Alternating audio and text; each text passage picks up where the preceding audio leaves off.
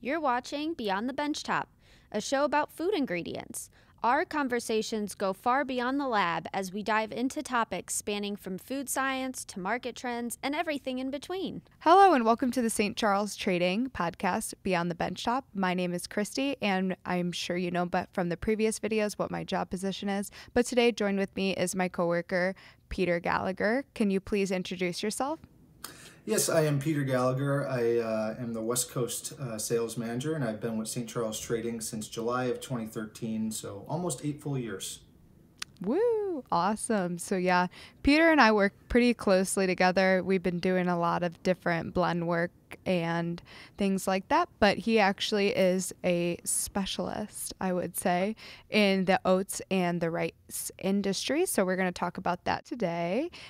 Starting off, what would you say would be within both the rice and the oat the most purchased variant of each? Because obviously with each product there's a bunch of different types. Yeah, so it really all depends on the market that you are going to be buying for. But in terms of our company and what we see, we on the rice side, we sell the most on instant rice. Okay. Simply because it's a quick cook up and it's about 3 to 5 minutes, and it has a host of various applications. Basically anything that is any type of meal kit or something that needs to be cooked and eaten relatively quickly. So that rice is pre-cooked and then it's bagged, and then once you get it, all you need is some hot water or microwave application. And then on the oats side, we probably sell the most on just basic rolled oats. Usually, typically, unlike oats, unlike rice, people typically cook oats longer, but we do also offer a quick oat. But yeah, typically on our side, it's rolled oats. There's a few different kind of sizes, but that's what we sell the most of out of about, I don't know, 6 or 7 different oat products. It's kind of interesting how they're similar products, but people are reaching for different types of products of each. So thank you for answering that. Yeah, no problem. Yeah. So the next question I have is, what would you say is the most difficult topic within each of these starch industries? Ooh, difficult topic. It really all kind of comes down to the yearly kind of crop that they have. So each year it depends on how much is actually produced, which typically dictates lead times and prices for the coming year. Oats are grown mostly in Canada.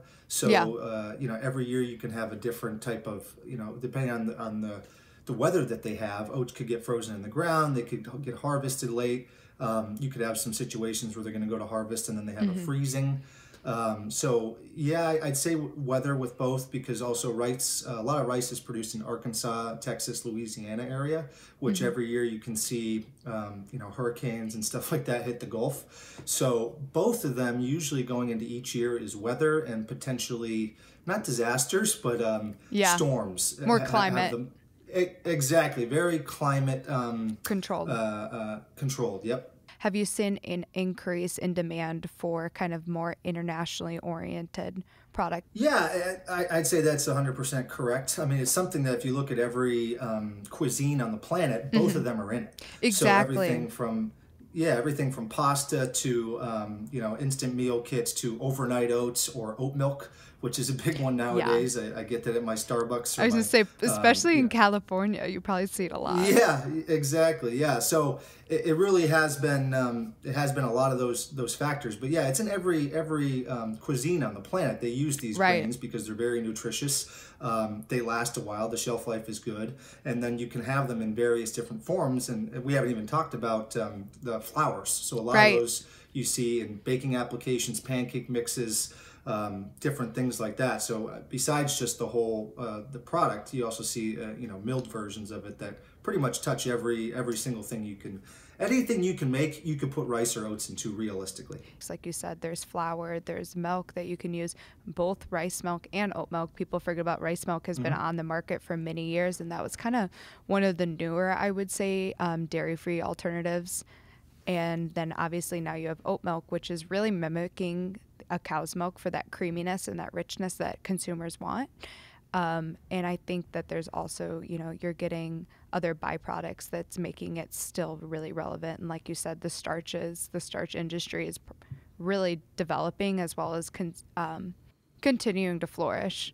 Yeah, that is true. I just know myself about 5 years ago when I used to get a coffee, I just got basic cow's Right. milk in it. Now I get oat milk every time. And I to know, me, me it's too. the sweetest of all the alternatives, and it tastes very similar profile to milk. I So think so too. yeah, Yeah. my diet's changed. So Yeah, I totally agree. I think that that's something that I'm excited to see where they're going to take both of those products. And I think it's really continuing to grow.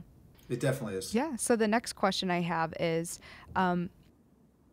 where would you like to see both of these industries continue to grow?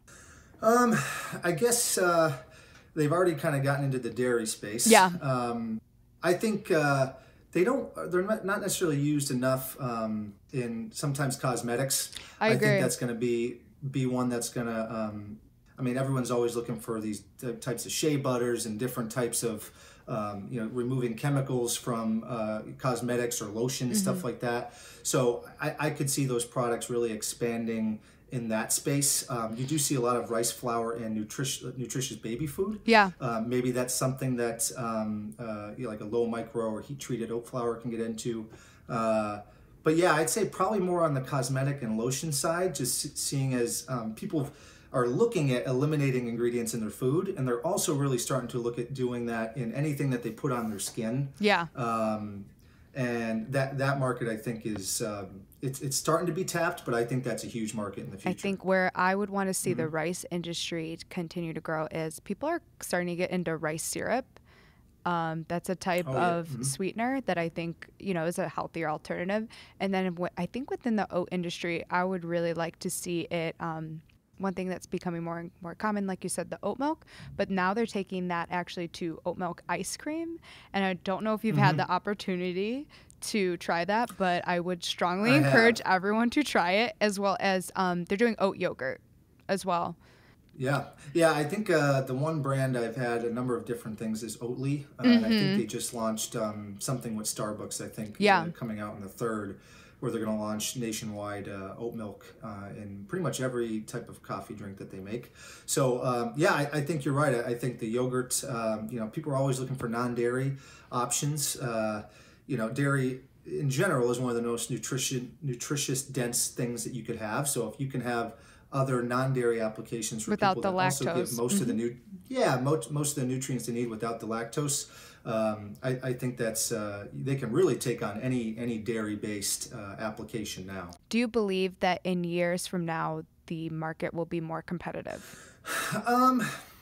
I think so. I think if you go to the grocery store, just I guess not necessarily on our industrial side, but if you look at the retail side, I mean, pretty much brands that we're not doing oat milk. I pick on oat milk because that's the top one right now, kind of the most popular one. You're right. But you see all these different brands now launching oat milks. So I do think just simply based on that, the demand is going to increase. So there is going to be competition. Now, you're kind of limited based on who produces the products in terms of on the industrial side. There's really only a handful of major players. So I don't really necessarily see that changing, except maybe there's more, they buy more land to grow more product, or they import to offset more demand. But especially on the retail side, you're going to have anyone who is looking at producing anything going to be looking at using oat milk, or just oat flour or rice flour. Those two ingredients. I think so too. I think people are moving away from traditional starches to some degree. And looking at other types of carbohydrates that they can use, and even fibers. You have oat fiber, and you have rice fiber for more lower those carb. Are things that people exactly. So like the keto trend and stuff like that. So I think definitely the competition there is going to similar to like what we had with organic a few years ago. Where all of a sudden everyone wanted to do everything organic. I think it's going to move that direction, and that dairy-free direction, both in baking and liquid drinks. Like we said, it's just going to continue within the health and wellness industry, and I'm really excited for where it can go from there. And I think one thing that's really great about both of these products is globally, it's used within so many different regions. It's widely accepted by so many different types of consumers, despite the demographic, which is really great to see, because nothing's better than a product that everyone likes. That's true. Yeah, I mean, it goes into everything. So Yeah. not just here in the U.S. I mean, we export a decent amount of rice. Yeah. So I think it's definitely going to be increased competition for sure. I feel like the rice industry is going to start people straying away from the kind of more instant, and I think that maybe eventually it's going to be more basmati or these like different type of aromatic ones like jasmine. People are trying to kind of diversify their palates as well as diversify the food that they're choosing. That's true. Yeah, and I mean, every so many years, different trends take over in terms Right. of, 10 years ago or whatever, we had huge demand for black pepper because people's Yeah. palates were changing. They want a little bit spicier food. So it does ebb and flow like that. So I can see that happening for sure. Yeah. Have you seen a shift within the COVID times in the industries that it's being sold to, or maybe the type of product that's being sold? Are people, maybe straying away from instant and going to something that might take longer to cook, being at home, or are people less likely to pick instant oats and rolled oats? With COVID, we did see a large demand for instant products. Yeah. Simply because people want to have access to something quickly. And then also the demand for, I would say, flying decreased. So, but people still wanted to get outside and go do things. So there was a huge push for people to go to national parks, to go camping, Yeah. to get out and rediscover kind of the great Nature. outdoors of America. And that demand has been huge for instant products, because when you're out camping or out, driving your Jeep around with your friends out in the desert, you need something that's going to be a quick 2 to 3, 4, 5 minute cook up, so you can just throw some hot water on it and eat it and get your nutrition and then move on and keep going exploring. So I think the demand for both types is going to continue to increase, just simply based on what people are doing now. So it depends on, I guess, where you're at in your life and who you're with, Yeah. and whether you have enough space to do things. But I think the demand for both will continue to increase. Yeah, I agree. And I do really like your point about the camping and people being more outdoors, because if they're going to reach for something that's a carbohydrate, they're going to want something more complex, especially if they're outdoors hiking all day, or, they don't know maybe when they're going to be able to eat next, just from a cooking standpoint, because they need a fire. I think that's a really good point, because obviously it's a more satiating type of carbohydrate. So I think that it's going to just continue to do well. Well, and I think what also COVID taught people is typically in America, we live to see the next thing, and we don't really worry about things too much. Obviously we all have day-to-day worries, but I think what it really taught people is you have to be prepared. So we did see a huge push in terms of preparedness. You're right. Some people call it disaster relief. Well, I guess also disaster relief, but really preparedness. It's caused people to look at their lives and be like, okay, I really do need to be prepared if something like this happens. And I mean, all in the same year, we had COVID hit, we had heat waves, we had what we're having now with these storms in Texas and everything, where you literally can't find anything on the shelves for a myriad of reasons. Yeah, I agree. I think I liked you mentioning kind of about adapting and everything. I know that I've actually seen that, how the restaurant industry is not doing as well. I mean, things are starting to open up more here in Illinois and in the Chicagoland area, but certain states might kind of keep those tight regulations. But one thing I've heard that the restaurant industry is shifting towards is they're actually shifting towards that delivery kind of monthly subscriptions. So I wonder if kind of, within this type of industry, they're going to start shifting to the restaurant once again, and delivery services like that as well, because of everything going on. Out here, there's like a BJ's restaurant. If a local chain can do something like that to really deliver meals to people and kind of do it themselves, I think would bring demand in, as well as help keep costs down and make it more profitable for them, and then more cost effective for the consumer. So it's really just going to all depend on how people adapt, and they've been doing it all year. Right. And I think that, like you were saying, like there's so much of this unknown territory. And I think one thing that St. Charles does really well during this time is kind of preparing for the unknown. And that way, we can always uphold our promises to our customers despite anything that's going on. Because like you said, there was other things than just COVID. There was the hit in Texas, which was due to climate. I mean, we just don't know. You don't, and that's the good thing about our business is we do over 3,000, actually probably now 5,000 different ingredients, and we're always prepared no matter what happens. So if something happens to a supply chain somewhere on a certain ingredient, we're already looking at 6 other ways that we can help fill that need, whether it's importing rice. I know when that happened, we were able to import some instant rice and fill some customers' needs. Obviously having backup suppliers on things. That way, if one supply gets cut off, we have another one. But that's really what St. Charles does, and its employees do very well, is we're always looking at not only the next trends, the next things customers are going to need, but possible things that might be pitfalls and how we can help. As a whole, what would you say is your favorite part about St. Charles Trading and what we can offer to our customers? I think the biggest part, and that anyone that's ever worked with St. Charles or with inside the company or with us as a customer, I think the biggest thing we can offer is flexibility. Yeah, we I agree. Pretty much can tailor our business and our approach to what they really need. So it boils down to just figuring out, hey, what does your business do? What ingredients are you using? What are your markets that you're servicing, and what challenges are you currently facing, and how can we help you with those challenges? Yeah, I really like that answer, so thank you for that, Peter. I think one thing St. Charles does that's really great is a lot of fine-tuning. If there's a shortage of rice in the United States, we'll be able to find an alternative, find a way out, and find a way that is going to satisfy our customer and make us be able to meet their own demands.